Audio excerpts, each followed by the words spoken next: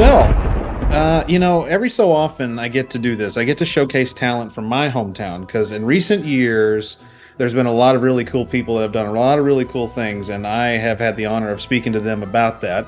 For those of you who don't know, I'm from Scott County, Tennessee. Huntsville, Tennessee is my main town, and like I said, there's been a lot of talent to come out of there recently, including this person we're speaking with on this episode. Her name is Miranda Young. She has done something that I think has been long overdue in Scott County, and that's basically starting up a haunted tour with the old Scott County jail from our hometown. Of course, now they've opened up a corrections facility. It's more modern. It looks a lot better than the jail did now in our hometown. But up until like was it 2008, I believe it was still in use as our jail, and now it's a historical landmark. And so she is the co-owner of that, and she's also part owner of, well, founder actually of another group called the Ghost Biker Explorations. If I can get the words out, Ghost Biker Explorations. She does a little bit of everything, and it's really awesome to have her here. And here she is. It's Miranda Young. Miranda, thank you for being here with us. Yeah, thank you for having me, Todd. I've been really excited about this. Well, good, good. So let's get right into it because, this kind of came out of nowhere over the last couple of years, you doing this particular thing. What made you want to kind of give up your world? Because I know you worked in business up until then, you were kind of like in the financial world. What made you want to give up that to start this business? I've always had an interest in the paranormal, especially from the storytelling side, the folklore side. I am a fifth generation Scott County native, and so able to trace my roots back to the Revolutionary War there. And it's always been something that's been important to me. And I've been investigating the paranormal for just about 15 years now. I started with a paranormal team and kind of dipped my toes in that way, cut my teeth, and learned from some really exceptional individuals who had been doing it for much longer than myself. And like you said, yes, I did end up moving away from Scott County back when I got out of college, and I actually worked as a marketing director, a marketing executive for about 21 years. And so I did the paranormal on the side, and any opportunity that I got to tell the story or investigate some of these historic and haunted locations, I always took that opportunity. Even when I was traveling on business trips, I always tried to do that. And so back in 2018, I formed Ghost Biker Explorations, went off on my own as a solo investigator, and put out the show. We just now this month we are filming season 7 of our show, and along the way of doing that, I met my business partner. We met through the paranormal and found that we both had an interest of not just the paranormal side, but the using that for historic preservation and restoration as just a different type of tourism to get people interested. And so we were following each other. Her name is Dr. Christy Sumner. She's with Soul Sisters Paranormal.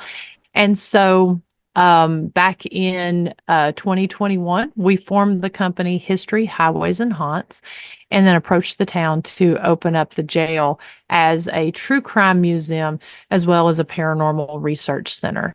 And through that, with 2020 and COVID and all that stuff that happened, I ended up needing to move back home. I decided to leave the corporate world, move back closer to live with my mom or live near my mom after my dad had passed away. And it was just a perfect fit. And so being able to take the passion of the paranormal, history, motorcycle tours, and historic preservation, and actually being able to use this as a career and a job has been something that has been different and really interesting, because at this point we've had the jail open for 3 years now. That's incredible. And you mentioned your dad. Anybody who grew up in Scott County or knows Scott High will remember your dad. He's everybody one of everybody's favorite teachers because he was one of the best minds of science to ever come out of that town. I loved his chemistry class, took it in my senior year, and he was just a bright spot at that school. And so I miss him terribly. I know a lot of people back home do as well, and he was well loved from Scott High, 100%. Um, what is it? What made you want to get? Because you've had a fascination with the paranormal. Was there like a specific event that made you want to get into this? Did something happen to get make you want to get into this, or was it just kind of like an overall curiosity? Well, like a lot of people, I've always had an interest in the paranormal. A lot of paranormal investigators, that's kind of how it starts. Just always interested. I had an amazing librarian when I was in kindergarten and first grade there at Robbins Elementary School, Miss Angela Morrow, which is also, a very well known lady there in Scott County. And so she made sure that everybody knew about the doctor and the deputy who had basically a shootout there at Robbins Elementary School. And so she would share that story about how the doctor was killed by the deputy and that his spirit would still haunt the halls of that building. And so she shared a lot of great storytellers, shared a lot of stories. And so my interest peaked with that, as well as with my grandmother, who at the time, she was born in 1908, and she was always sharing stories from her area that she grew up in down in Mill Creek, talking about as we call them around here, haints and boogers. And so I would spend every day down there listening to her tell these stories. And so through all of this, I really fell in love with the folklore side of things, the uh, legends, and just the stories that have come of the area. And so the opportunity that I would get to go into the library growing up or even visit with old timers in some of the different towns and cities that I was at just to hear their stories, I'd take that opportunity. So really I was actually approached by the team that I used to be a part of because of my background in photography. They wanted me to analyze some of the photographs, essentially coming up with a logical explanation for some of the things that they had captured on their paranormal investigations. Like a lot of other folks, I had followed some of the early paranormal entertainment shows, Ghost Adventures, Ghost Hunters, when they first started. So I kind of had a little bit of a working knowledge, but I'd spent a lot of time growing up, just actually ghost hunting myself in some of the local cemeteries and watching unsolved mysteries, that all of that from a very, very young age.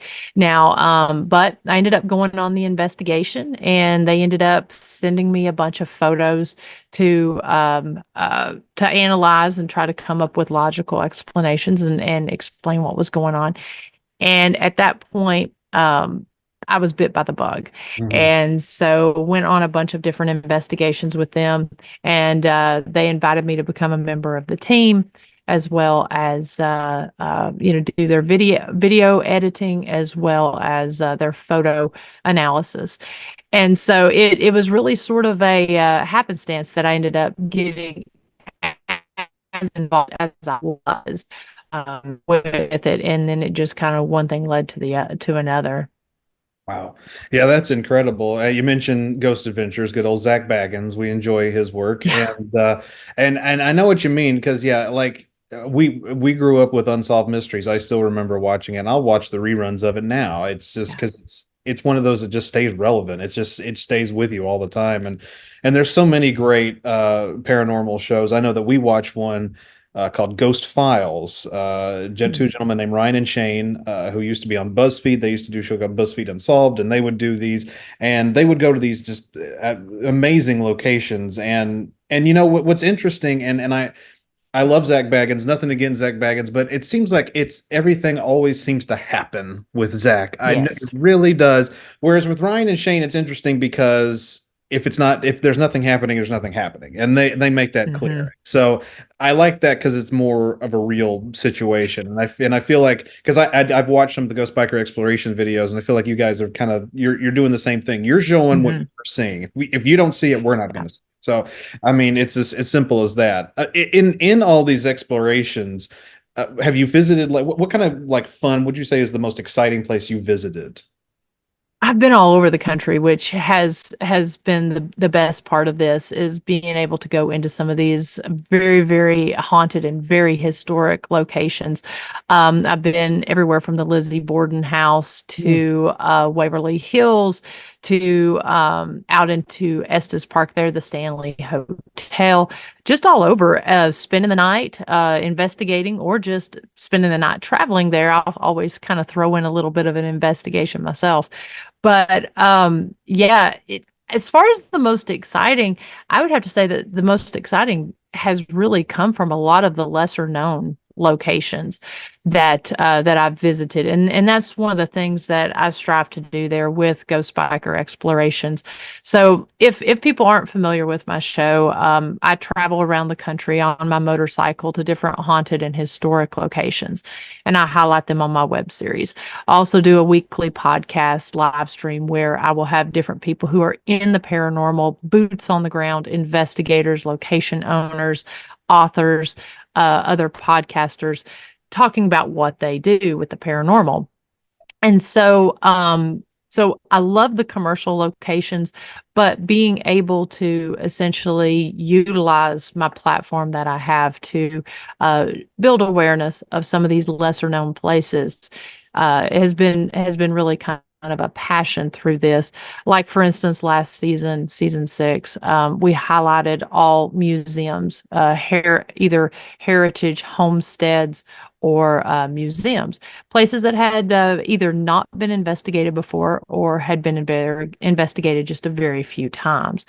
And some of the activity that I've gotten through those type of locations has been extremely interesting because you may not necessarily have this really wild backstory like you do with, say, for instance, the Lizzie Borden house. There's a lot more digging that goes into it. You're able to sort of flex your creative muscle to really dive into that history and use different techniques to possibly get responses and get answers to your questions.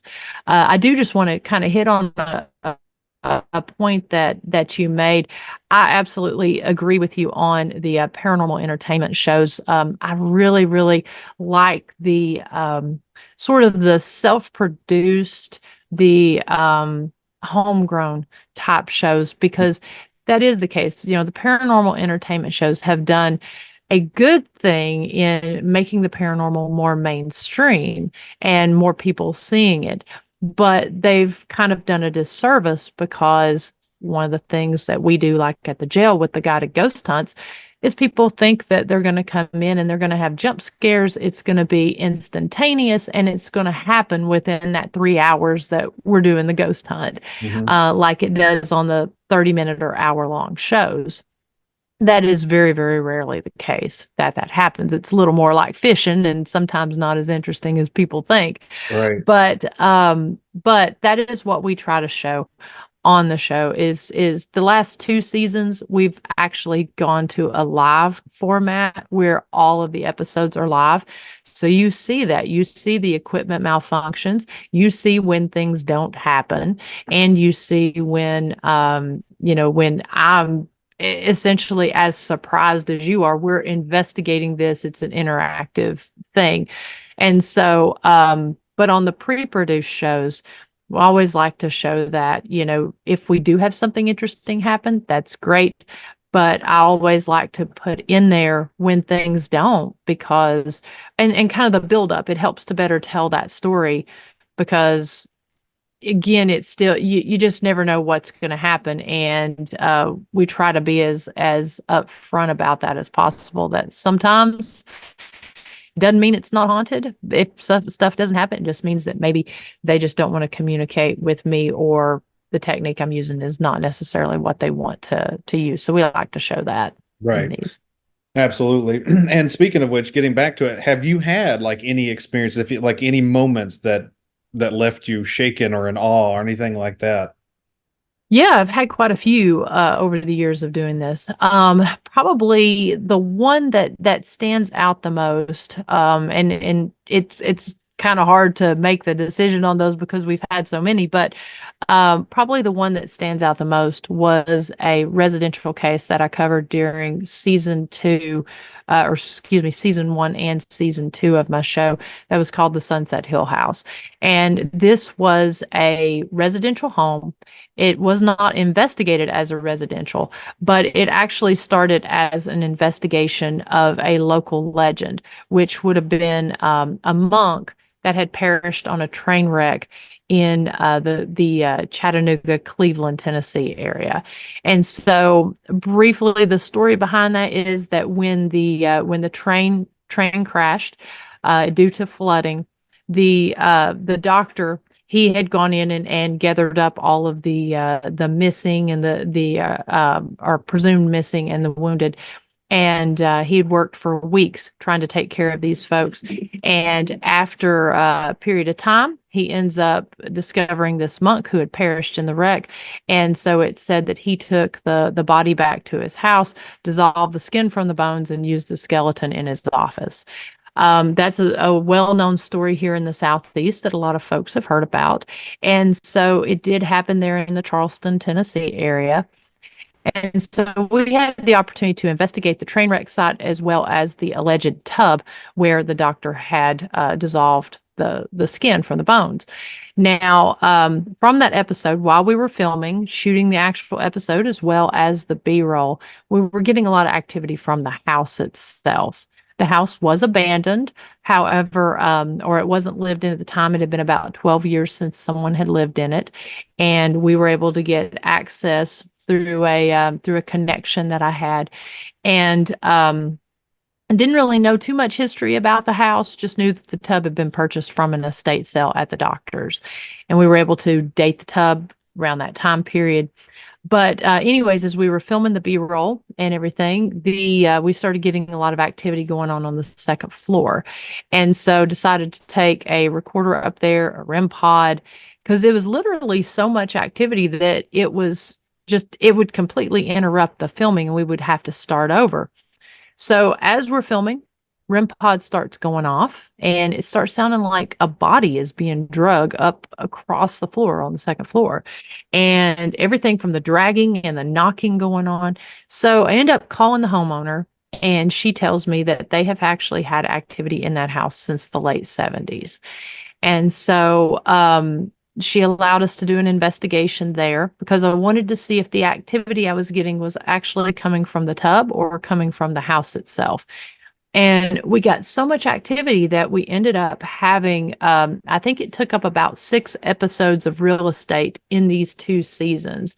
And it even went to the point to where we actually ended up concluding with a home exorcism, which was really interesting to be a part of.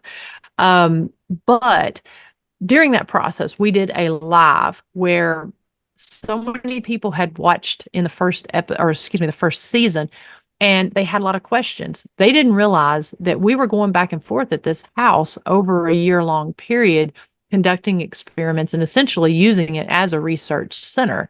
And so we decided we were going to do a live. And so we surprised everyone and gave them an update on the house and said that we were going to put equipment in the home and put static cameras in it overnight. And so I wanted to see where people wanted us to put the equipment, what type of where to put the cameras and what type of equipment to use. Well, long story short, we get it set up. Also, and that live ends up being probably one of my most watched lives and most active lives that I had. Probably not to date, but at that time, it was one of my more active lives. So we end up setting up the cameras. I had pre-recorded the homeowner's voice on the recorder with some questions because one of the experiments I wanted to conduct was, is it me that's bringing in, or I mean, are they reacting to my energy, or could it possibly be if I have the homeowner's voice recorded or my voice recorded, will the equipment still go off? So we asked some of the same questions she did, and then we paused, put it on a loop. I asked the same questions, and then just let it play throughout the night. As we started, when the live ended, as we started all of the cameras, set up the equipment, and started the recorder, and the homeowner had not, she was an elderly lady. She had not been in the house in probably about 3 years prior to this because um, she was just very she wasn't able to get out and do that sort of thing. She had a home caretaker. Anyways, so we start the homeowner's voice, and at that point in time, the equipment starts going off on the second level there. The floor starts shaking beneath our feet. As we move outside of the house, the equipment on the first floor starts going off. By the time we leave the building, we can see, because we had the blinds pulled up, curtains pulled up, we could see flashes of light from the equipment going off on all the floors as we were leaving the house. And so to me, it was one of those things where you could really realize the power that whatever was in that house had, because I've never had anything ever shake the floor beneath me. Mm. And doing this with the jail now and doing this over the years and with 7 seasons, um, it's interesting because we've had a lot of different experiences, a lot of different phenomena, but this was probably the one time that it just really it kind of shook me a little bit, Mhm. just because I wasn't quite sure what I was dealing with, and the power that it had. Right. That's incredible. I mean, I couldn't even imagine because I mean, well, the closest thing that I've ever done in terms of like ghost tours is I toured New Orleans at night. Yeah, And that was a very cool experience. But like you didn't really see, you didn't really experience a whole lot other than just seeing the locations and anything like yeah, that. Uh, but yeah, to be in that situation, you mentioned like staying overnight in places, yeah. like I can't even like put myself into that position because I don't think I could handle that. And so the fact that you not only can do that and handle it, but experience that, like I like when you left there, what were you thinking as you were leaving at that point? So it was just myself and my cameraman that was there. And so when we left, and it was kind of weird because during the live, I would try to end the live and something would happen to draw the attention. So it's like, well, I don't want to walk away when this is happening. So eventually, when we ended the live and we're standing there, and of course, everything's shaking, my cameraman still kept the camera going while the floor was shaking, and the voice started talking on the recorder that I had. And I said, we've got to go. So we go outside. And so we're doing our prayer of protection before we leave the property. And I know we got in the car, and it was a little bit of time before either of us spoke. And it was like, this really just happened. And so we had to go back the next morning to pick up the cameras and pick up all the equipment. And both he and I were actually kind of nervous to go back in there because it was such a strange experience. Now, like I said earlier, I have slept at several places. One of them was I slept in the hole there at Brushy Mountain Prison. I was there for a full weekend investigation and I needed to rest, so I slept in the hole. And I got some of the best Class A EVPs that I'd ever captured before. And I didn't know it was happening because I was so tired. I was out, at that point, but I kept a camera as well as audio recorder going. And so, had I known, it might have been a different experience because I actually had something come up and tell me not, not. I had, you could hear men talking in the 2 cells beside me, and there were no men on the property. I was the only female there. And then the 2 ladies, this was even before Brushy Mountain opened. This was like, I think in 2014, I believe. And so there was no, they were the only other 2 people on the entire property. So if I had heard that in the moment, it might have made a difference about how I would have felt. Right. But you know, again, I'm going there looking for it. So I don't really get I don't want to say I don't get scared. I get startled. I mean, I Mhm. get startled every now and then at the jail, and we've had some stuff that happened when, the energy shifts Right. that can really up the creep factor. But I always kind of feel like when I'm going looking for it, I expect the unexpected is usually Right. how I always look at it. Yeah. Right. And you, speaking of the jail, our jail, Scott County, has there been any instances where you've been like, "Oh God, what was that? What just happened here?" Anything going on there? We've had quite a bit actually. Really? So between myself and my business partner, we're there up to about 16 hours a day. And so after we had reached out to the mayor, we did a big business plan basically saying that we wanted to have it open as a true crime museum during the day and then in the evenings as a paranormal research center offering flashlight tours for the people who are interested in the history as well as the ghost stories. And we do a little session there.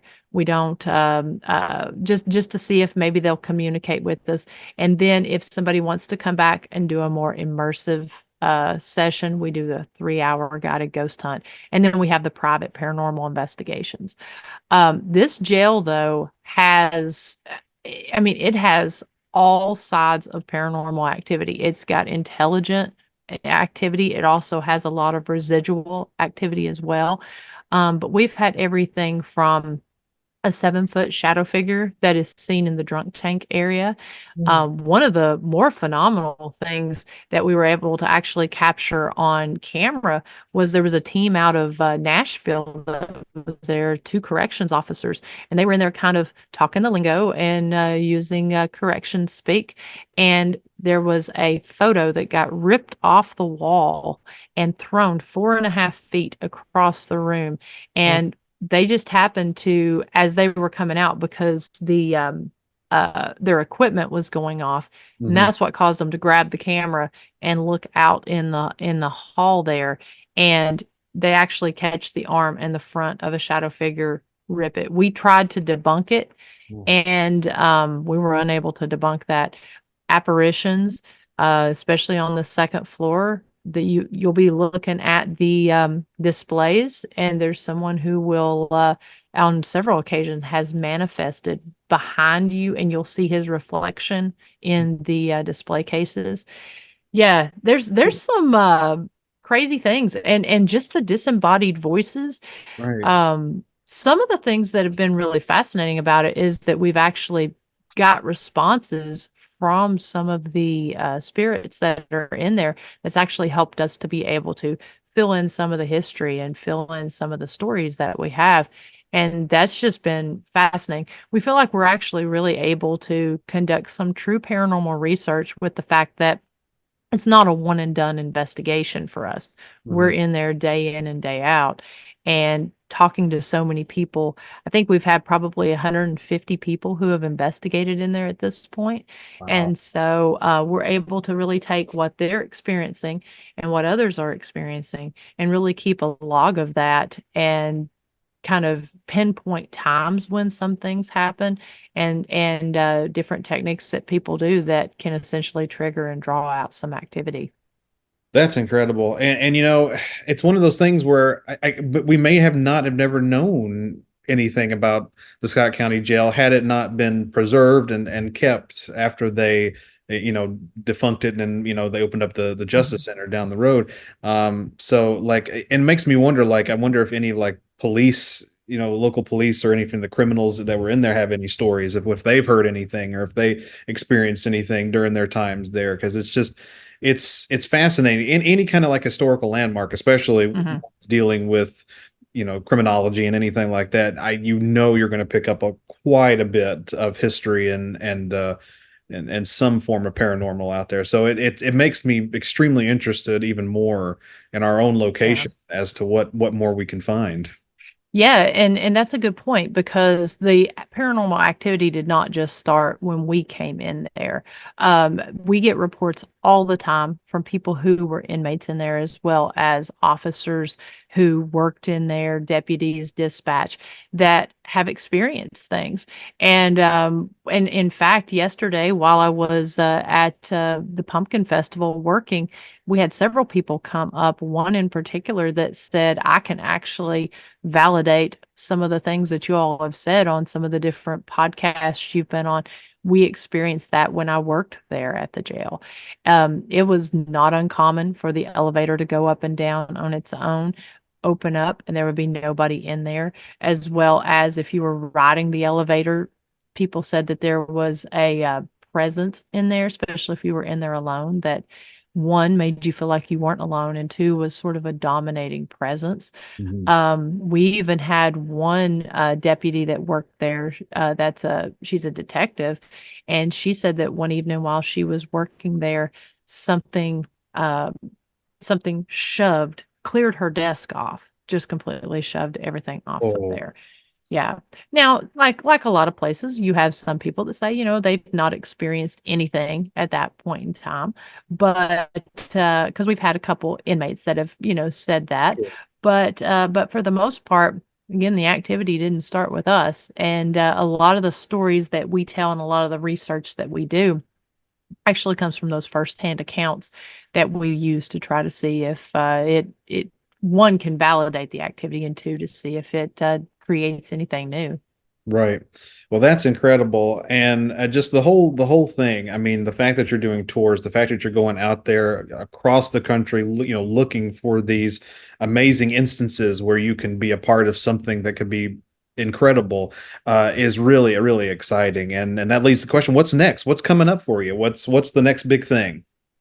Well, we were really fortunate about a year and a half ago to end up partnering with the Village of Historic Rugby, which is just 20 minutes from here in Scott County. And actually, what's interesting about Rugby is that part of it's in Scott County and part of it's there in Morgan County. But we had reached out to them. Being in Scott County there, I spent a lot of time over in Rugby with Girl Scouts. I also took piano lessons over there with Miss Stagg.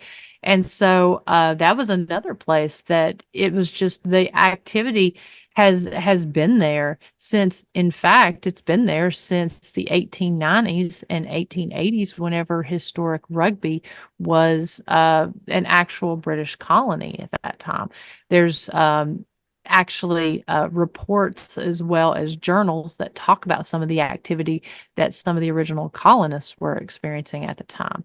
And so the activity goes way back, but they liked what we were doing with the jail. And so we approached them with a model that we had hoped would work for Rugby, because again, they rely on or were relying on the daytime uh, tours to sustain the village. And so it's like, here's an opportunity to utilize the village at night and also share some of these stories and get some folks in here using this unique tourism.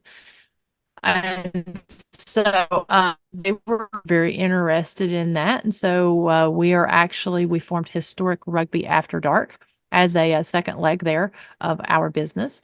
And so we conduct two different lantern tours there, Thursday through Sunday nights, one of the downtown village, the other of the north end and the cemetery area.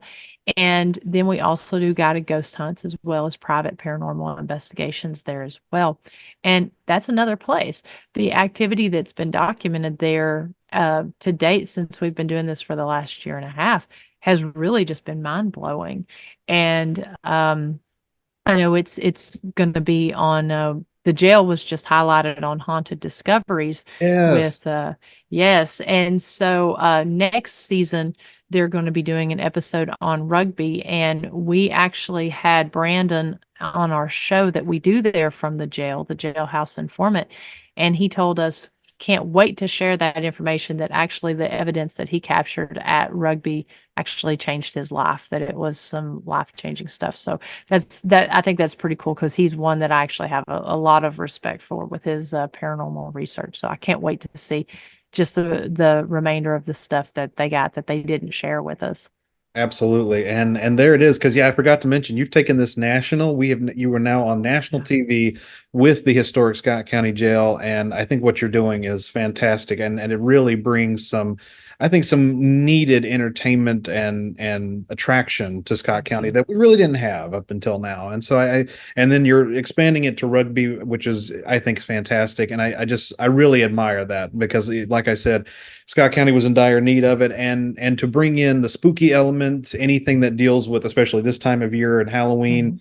people will be all over that. And so and that's a very special thing. So go check out the historic Scott County Jail. You can tour it, and you can also check out Miranda's YouTube page, which is Ghost Biker Explorations. And we're in season 7, you say? Yes, season Okay. 7. A new episode is every Tuesday night at 9 p.m. Eastern time. Perfect. And of course, you can check it on Hunt TV, right? That's where they did the Scott County. Uh, That's where that's where they Yeah. did Mhm. the historic Scott County Jail. And yeah, we also I want to mention we do have an escape room in there as well where Mhm. you can come in and try to escape from one of our jail cells there. And we just try to have something for everyone, even if Sure. you're not into the paranormal. True crime is something that's really big right now, and just the amount of history that surrounds this jail. A lot of people have no idea just how much history is involved with this. And so, and then of course, if you're into the paranormal side, we definitely have that too. Absolutely, absolutely. So, where should everybody follow in social media world? Absolutely. So if you want to follow my show, Ghost Biker Explorations, you can do that by simply just searching Ghost Biker Explorations on Facebook or on YouTube. You can watch all of the past episodes and watch all of our live stuff that we're doing. You can also go on to www.ghostbikerexplorations.com to follow any of our speaking engagements that we're doing, as well as Ghost Biker merch, because that's how I do fund my travels and my series is through the merchandise. And then the historic Scott County Jail. If you go in and really, if you do a Google search, you'll see all the different places that we've been highlighted there. But we are, if you go to historicscottcojail.com, that'll take you to the website, and that's where you can do all of the different bookings as far as all of our different tours that we have, and then also Historic Scott County Jail YouTube page. Check out Historic Rugby After Dark. And if you want to get to our main page, it's historyhighwayshaunts.com. And that's kind of got a direction where you can either go to the jail or to Historic Rugby on that page.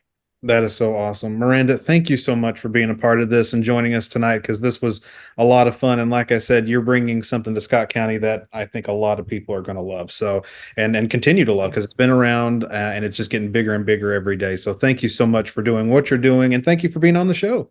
Absolutely. Thank you for having me. Absolutely. We've been talking to Miranda Young on the Smoking Hot Toddcast.